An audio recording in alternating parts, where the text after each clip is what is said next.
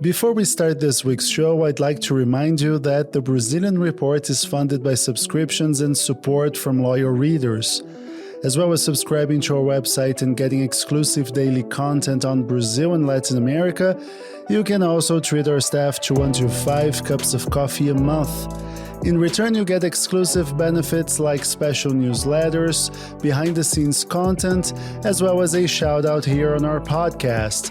And today I want to thank our Buy Me a Coffee members, Mark Hillary, John Thomas III, Luis Hens, Erwan Menes, Orlando Black, Steve Knapp, Aaron Berger, James Coney, Kars Vresvik, Alasdair Townsend, Peter Abrahamson, Michael Fryer, Miller Renascido, Jim Awofedeju, David Dixon, Felipe Saito, José Rose Stankovic, Gabriela Graf Innes, Emerging Market Muser, Yarden Iftar, Tonica Thompson, Anderson da Silva, Kat Kramer, Fra, Peter Suffering, Anna Lund, and someone who chose to remain anonymous. If you also believe in the importance of independent journalism, and if you want to hear your name on our podcast, head over to buymeacoffee.com/Brazilian Report to subscribe to one of the membership tiers. If you cannot make a monthly commitment, you can still tip us a cup of coffee every now and then to give us that energy boost we need to cover a country as complex as Brazil and a region as complex as Latin America, and we appreciate any support you can give us. Click on buymeacoffee.com/Brazilian Report to find out more.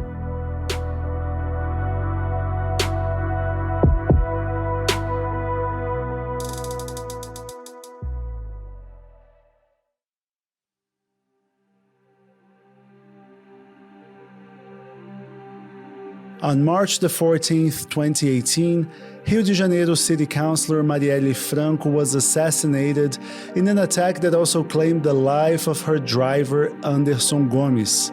O Brasil está em choque com a notícia de uma barbárie e exige uma resposta. Quem executou a vereadora Marielle Franco e o motorista Anderson Gomes no Rio de Janeiro? A rising star in left-wing Brazilian politics, Marielle regularly spoke out against police violence and corruption in her city. 5 years on, the case remains full of unanswered questions. 2 men have been arrested as the alleged triggerman and getaway driver, but we still don't know who ordered the assassination. Now, under President Luiz Inácio Lula da Silva, it seems the government wants to solve the case once and for all. My name is Gustavo Ribeiro. I'm the editor-in-chief of the Brazilian Report. This is Explaining Brazil.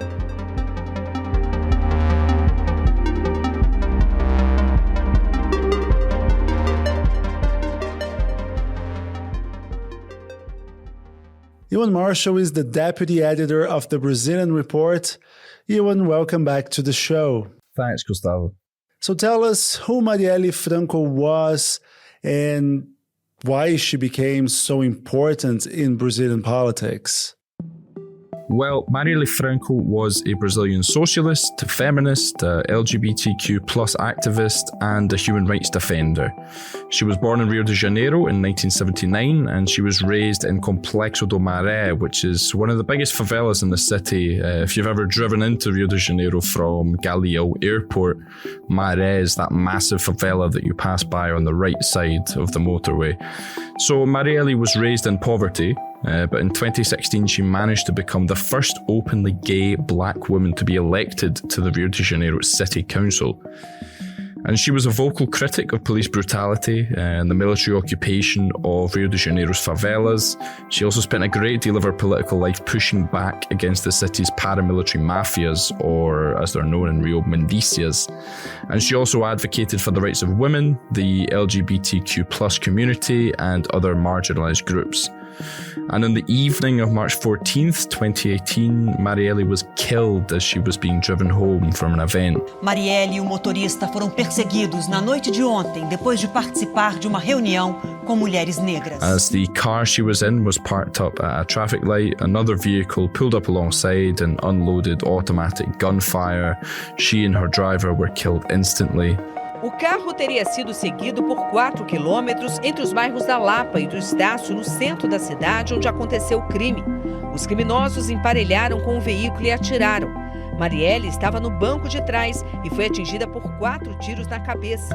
Journalist Fernanda Chaves, who worked as Marielle's press officer, she was also in the car but survived, and then she fled to Europe for a year, fearing for her life. And what was the immediate reaction? I mean, Rio de Janeiro can be a violent city, so what made it certain that this was a planned assassination? Well, the attack took place in a carefully chosen location, and surveillance cameras at a nearby subway station had been switched off before the crime. So on the one hand, you've got a shocking level of sophistication in all this, and on the other hand, it suggests that influential figures were involved in planning the assassination. And in the days after the murder, tens of thousands of mourners flooded the streets of Rio and cities across the country and around the world even, putting massive pressure on authorities to try and solve this case. And that pressure did not work, right? I mean, it's been 5 years since the murder, and we still don't know the answer to the most important question: who ordered the killing of Marielle Franco? Exactly. And in these 5 years, investigations faced numerous setbacks, such changes in the lead investigators and the prosecutors tasked with the case. Some lines of investigation paid off, but, the whole process has had a feeling of like 1 step forward, 2 steps back. What has made Marielle's murder investigation drag on for so long?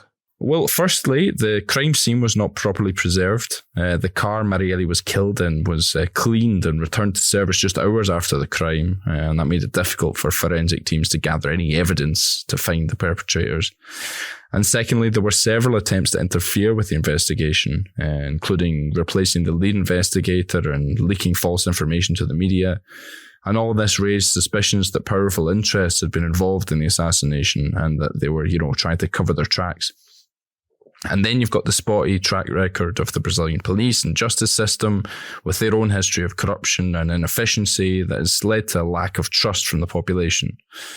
And Marielle's murder was seen as a test of the country's ability to investigate and prosecute political crimes, and the slow progress and irregularities in the investigation only served to reinforce the idea that impunity reigns in Brazil.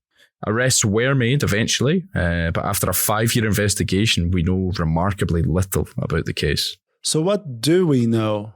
Well, a year after the crime, 2 former police officers, Rony Lessa and Elcio Vieira de Queiroz, they were both arrested and charged with double homicide.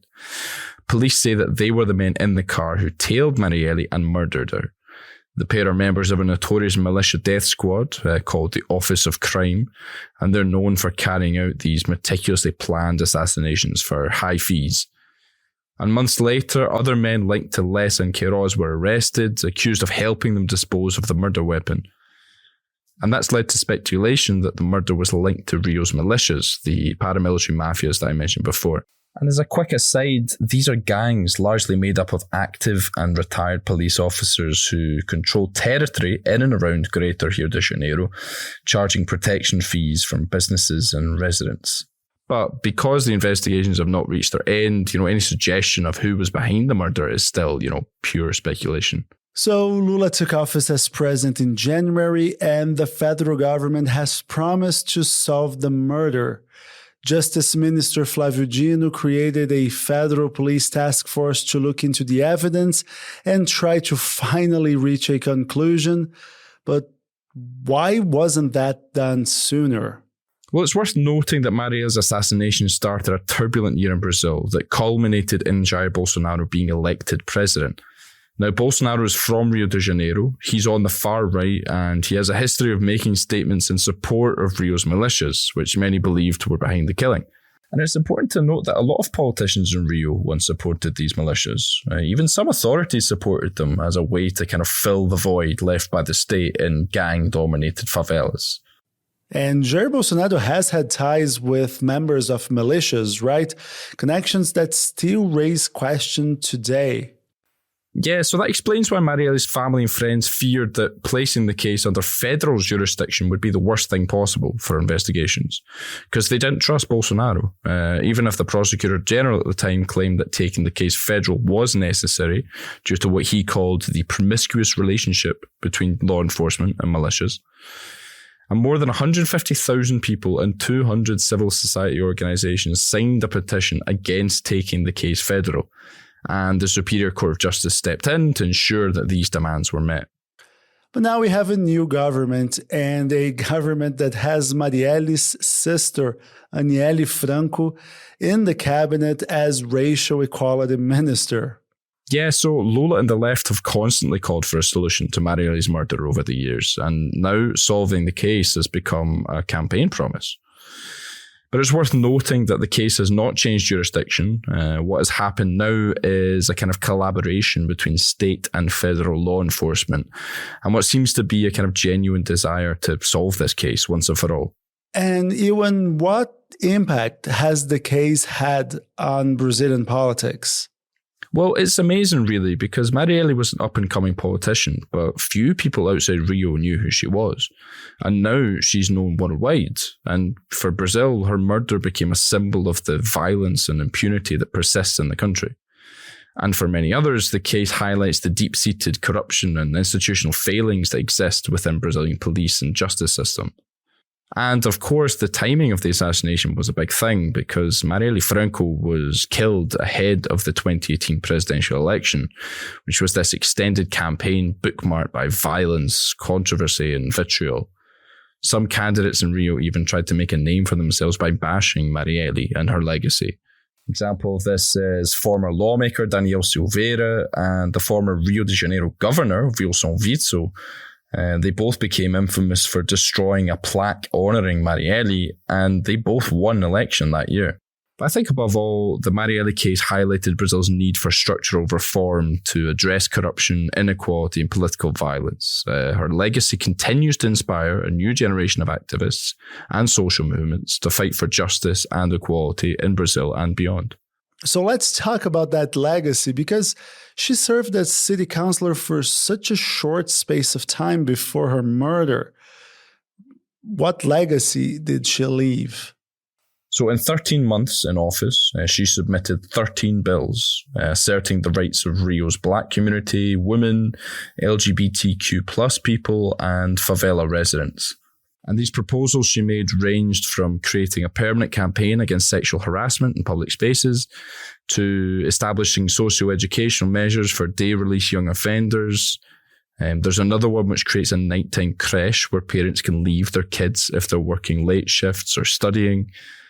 And another compiles municipal data to form public policies, focusing specifically on women's experiences in the city, wanting to create policies on healthcare, social assistance, and human rights.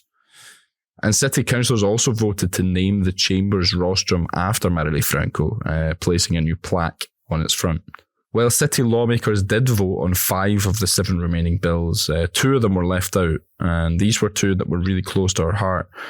One concerned the regulation of legal abortion, which are allowed in cases of rape, health risks to the mother, and fetal anencephaly. And another protected the right to gender identity in schools. But the murder of Marielle Franco has also fired up more black LGBTQ plus people to fight for office with impressive recent electoral success. And they are the flag bearers for Marielle's values and her legacy. Ewan, thank you very much. Thank you, Gustavo. If you like Explaining Brazil, please give us a 5-star rating wherever you get your podcasts. It takes only a second, and that will help us reach a broader audience. Or better yet, sign up for the Brazilian Report, the journalistic engine behind this podcast. We have a subscription-based business model, and your memberships fuel our journalism and keep us going and growing. Thanks to our subscribers, we have been able to cover Brazil and Latin America extensively. And for our work, we have won and been shortlisted for multiple international journalism awards. More recently, our expose about the rise of hunger in Brazil was selected by the True Story Award as one of the world's 94 best stories of 2022. In order to keep doing that work, we need your support. Go to Brazilian.report/subscribe. I'm Gustavo Ribeiro. Thanks for listening. Explaining Brazil will be back next week.